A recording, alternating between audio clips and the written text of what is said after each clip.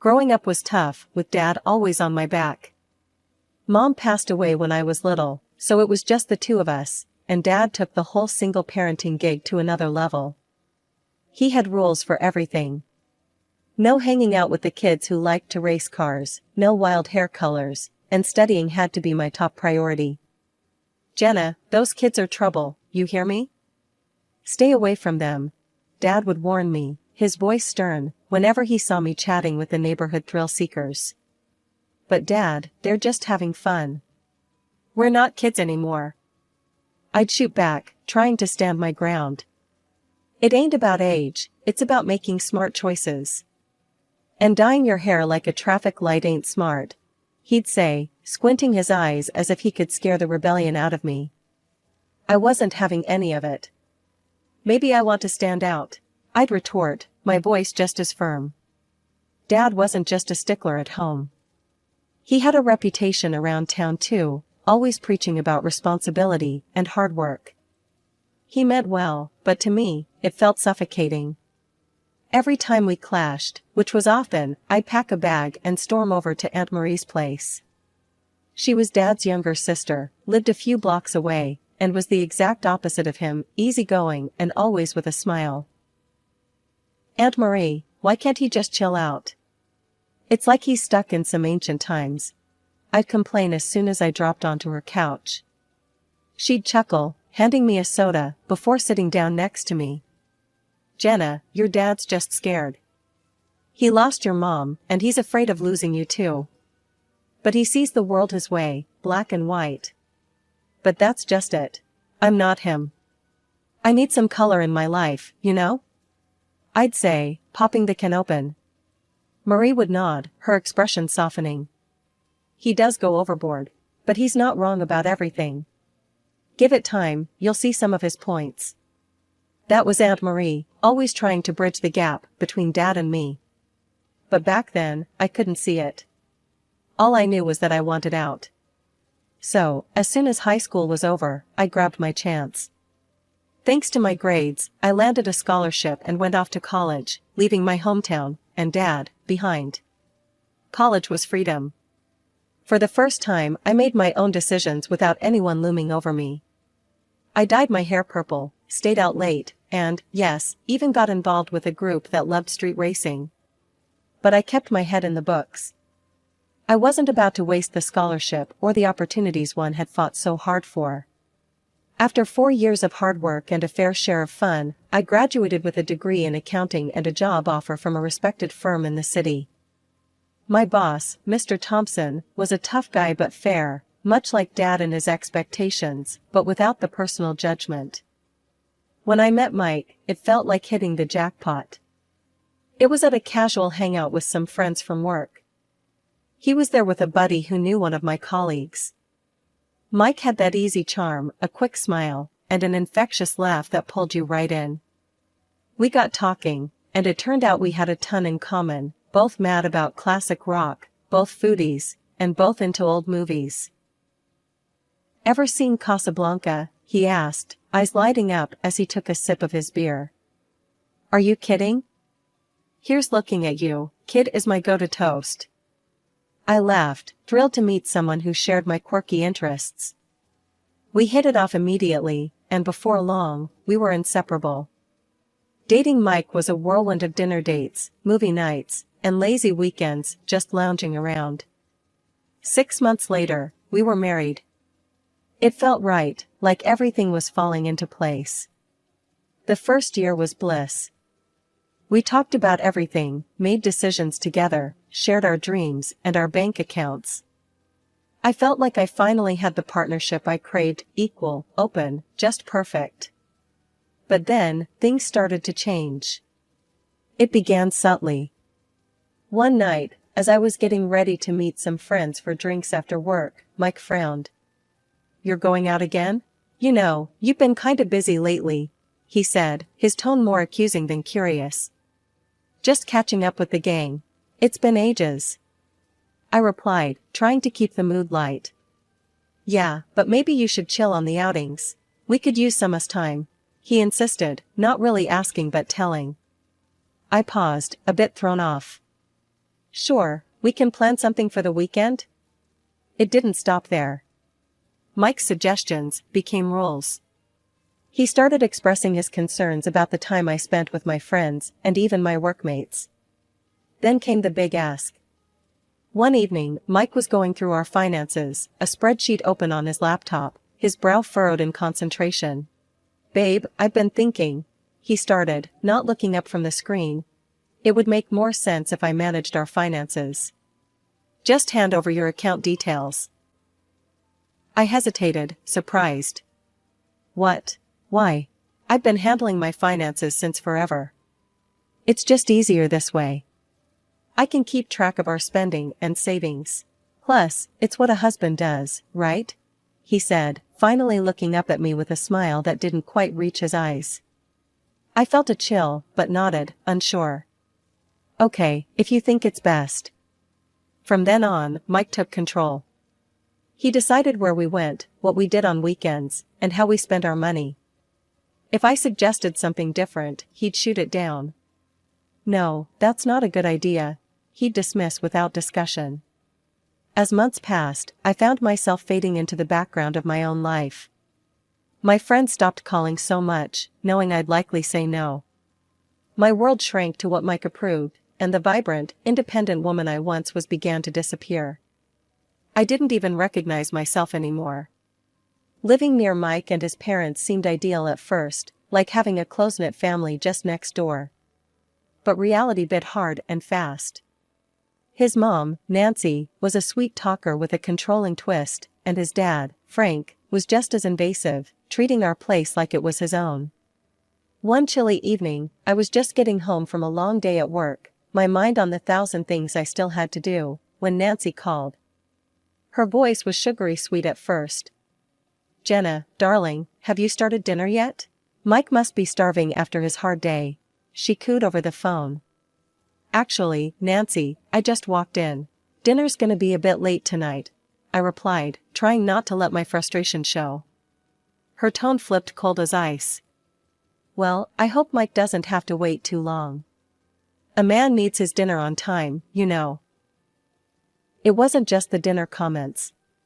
Nancy believed Mike should be pampered because his job was supposedly more demanding, despite us both working full-time.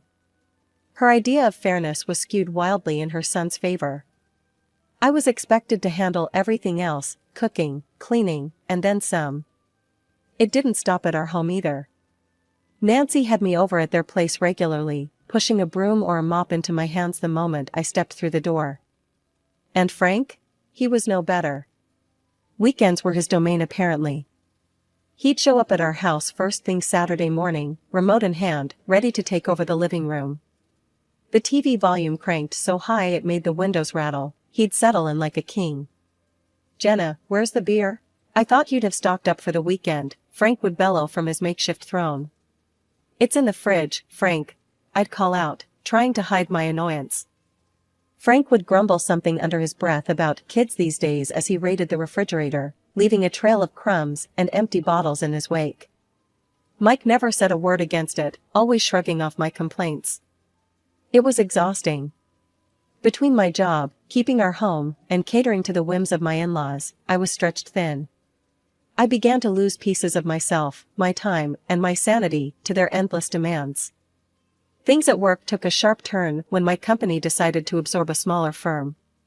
The accounting department there was a mess, a tangled web of inaccuracies and outdated systems. It fell on me to sort it all out, which meant long hours and even more stress. Coming home late became the norm rather than the exception.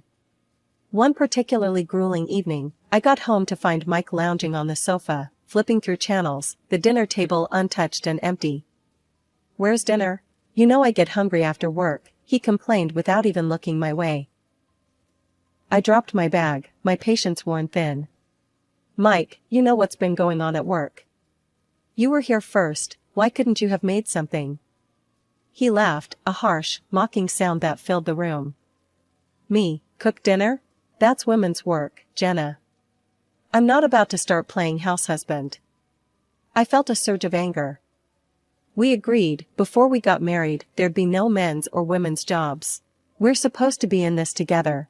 I shot back, my voice rising. Mike's face darkened, and he stood up abruptly. "I don't have time for this nonsense," he snapped, grabbing his keys off the counter. "Where are you going?" I demanded, but he was already heading for the door. "Out. Away from this." He threw over his shoulder, and then he was gone. He disappeared for days. No calls, no texts, just silence. I was left alone, wrestling with my escalating workload and the crumbling facade of my marriage. When he finally came back, he acted as if nothing had happened, ignoring the strain and tension between us. Around that time, I received some good news at work. My efforts hadn't gone unnoticed, and I was promoted with a significant salary increase. I was over the moon, until I shared it with Mike. "That's great, babe," he said, a too quick smile flashing across his face. "Guess what? I'll quit in a week. No point in working now that you're making enough for both of us." I stared at him, stunned. "What? Mike, we need to discuss this together?" He shrugged, completely unconcerned. "You're making plenty. I can finally relax a bit." The next day, I went to work early, the weight of my thoughts heavier than ever. I stayed late again, my mind buzzing with figures and files, but also with a growing resolve.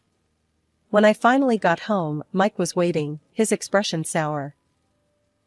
"You're late again. Where's dinner?" he started in immediately. I took a deep breath, my decision clear in my mind.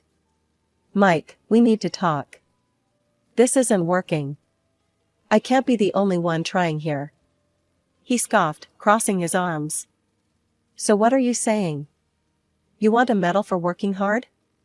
Come off it, Jenna." "No, I want a partner. Someone who stands with me, not on me," I said, my voice steady despite the storm inside. Mike looked at me, really looked, and for a moment, I thought I saw a flicker of understanding. But then it was gone, replaced by the stubborn set of his jaw. "If you can't handle this, maybe you shouldn't have taken that promotion," he retorted coldly. Then he grabbed his jacket and slammed the door behind him. 9 months had slipped by, months where I found myself trapped in a life I never envisioned. Mike never went back to work. Instead, he filled his days meeting with friends and often stumbled home late, reeking of booze. Each time I dared to question him, he'd explode in anger, retreating to the sanctity of his parents' home where he was still treated like a child rather than a grown man. "You're being too hard on him, Jenna. You should be supporting your husband, not tearing him down." Nancy, his mother, would screech over the phone whenever he ran off to them. "I'm supporting the whole family, Nancy. What more do you want from me?" I'd shoot back, my patience worn to nothing. It wasn't just supporting Mike, his parents had grown dependent on me too. Small amounts of money were frequently requested, money for groceries, money for bills. It seemed their hands were always outstretched, waiting for me to fill them. Her only response was to hang up, leaving me fuming and helpless. One day, amidst this ongoing storm, I received a call that shattered the uneasy calm. Aunt Marie's voice was soft but strained as she relayed the news of Dad's passing. My world stopped. The last time we spoke, we had argued, silly things, youthful pride clashing with his rigid ways. I never got the chance to make peace. "Can you come with me to the funeral?" I asked Mike, a desperate plea for some semblance of support. He barely glanced up from the TV. "Nah, I can't handle funerals. You go handle it," he muttered, dismissing my need with a wave of his hand. So, I went alone. The funeral was a blur, faces of family and friends I hadn't seen in years, all mourning the man who raised me alone. But it was after, while sitting in Dad's lawyer's office, that reality hit hard. Dad had left me everything, his house and savings, a total of $250,000. Tears streamed down my face as I realized, despite our differences, Dad had been preparing me for a future, perhaps knowing I'd need a way out someday. That night, in the quiet of my childhood home, I thumbed through old photo albums. Pictures of me in rebellious outfits, with bright hair and brighter smiles, all screamed of a girl who dreamed of freedom. I had traded those dreams for security, only to end up more caged than ever. As dawn broke, clarity came with it. It was time for a change, a big one. The money and the house, it wasn't just an inheritance, it was my ticket to a new life, a chance to rediscover the fierce girl who once believed she could conquer the world. I need to do this, not just for me, but for the woman Dad believed I could be. I whispered to myself, a vow in the still morning air. When I walked through the door of what used to be our shared home, the air was thick with expectation. Mike and his parents were already waiting, like vultures perched for the kill. Their eyes lit up with a mix of greed and curiosity as they spotted me. "So, Jenna, how much did old Hal leave you?" Mike asked, his voice dripping with feigned concern. I hesitated, clutching the documents a little tighter. Before I could reply, Mike snatched the papers right from my hands. As he scanned the figures, a triumphant grin spread across his face. $250,000, he exclaimed, turning to his parents, who immediately began to buzz with excitement. His mother, Nancy, clapped her hands together. "Oh, that will cover a lovely vacation for us all. How about Italy? Or maybe a cruise?" Frank was already nodding in agreement. "And we need new furniture. Something nice, something grand," he chimed in. Mike, not to be outdone in the dreaming, banged his fist on the table. "It's settled then. I'm getting a new car. It's about time I rode in style." I stood there, stunned into silence for a moment, as they carried on, planning as if I wasn't even in the room. Gathering my courage, I finally spoke up. "Listen up, all of you. This is my inheritance, not yours. I decide how it's spent, not you," I said, my voice firm, louder than I felt. Mike whirled on me, his face twisted in anger. "You think you're in charge here? Keep talking like that, and I'll divorce you so fast it'll make your head spin." His threat hung in the air, but before I could respond, Nancy grabbed me by the shoulders and shoved me towards the door. "Think about how you're acting, Jenna. You're too arrogant. Maybe a night outside will cool you off," she hissed, her voice venomous. I stumbled out the door, the shock of the physical and emotional assault numbing my senses. For a moment, I stood there, bewildered by the audacity of their entitlement. But then, almost unexpectedly, a laugh bubbled up from within me. It started small, but grew in volume, echoing into the quiet street. I felt a weight lift off my shoulders, a strange, exhilarating freedom. With nowhere else to go, I drove back to my father's house. The familiar walls welcomed me like an old friend. That night, the reality of my situation began to sink in, and a plan started to form. First thing in the morning, I picked up the phone and dialed my office. "Hey, it's Jenna. I need to ask for a couple of weeks off, personal leave. I've got some things to sort out," I explained when my boss, Mr. Thompson, answered. "Jenna, take all the time you need. I've noticed you've been off your game a bit lately. Whatever it is, sort it out. We'll manage here," Mr. Thompson replied, his voice kind and understanding. "Thanks, Mr. T. I appreciate it more than you know," I said, grateful for his support. Hanging up, I felt the first real peace in a long while. The next steps were clear. I needed to legally separate myself and my finances from Mike and his parasitic hold on my life. I knew it wouldn't be easy, but for the first time in a long time, I was ready to fight back. I was sipping coffee from Dad's favorite mug, enjoying the quiet of the morning, when my phone began to buzz relentlessly on the kitchen counter. At first, I ignored it, savoring the peace and the slight amusement at the thought that Mike and his parents were probably scheming about my inheritance. But the phone wouldn't stop, it was like it had a life of its own. Finally, I picked up, bracing myself for the onslaught. "What is it, Mike?" I snapped, not in the mood for niceties.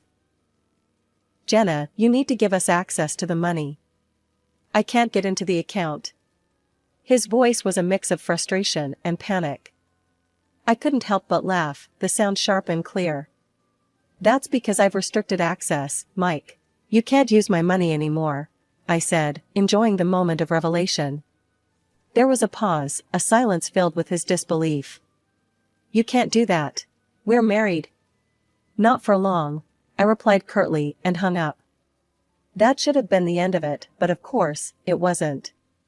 That evening, just as I was settling down with a book, I heard the familiar sound of a car pulling up outside. Mike and his parents came storming up to the front door, their faces twisted with anger and desperation. They didn't even wait for me to invite them in. Nancy pushed past the doorway, her voice shrill. "You think you're clever, huh? Cutting us off like that?" Frank followed, his brow furrowed. "You're supposed to share what you have with your family." Mike was the last to enter, his expression one of betrayed fury. "This is about us, Jenna. You're ruining everything." I stood my ground, feeling more secure in my decision than ever. "This is not about us, Mike. This never was. It's always been about what you could get from me." His face contorted with anger. "Well, guess what? We're getting a divorce." That's when I handed him the divorce papers, neatly prepared and waiting for this moment. The surprise on his face was almost comical. "What's this?" "Your freedom," I said dryly. "Sign them and you're free to leave."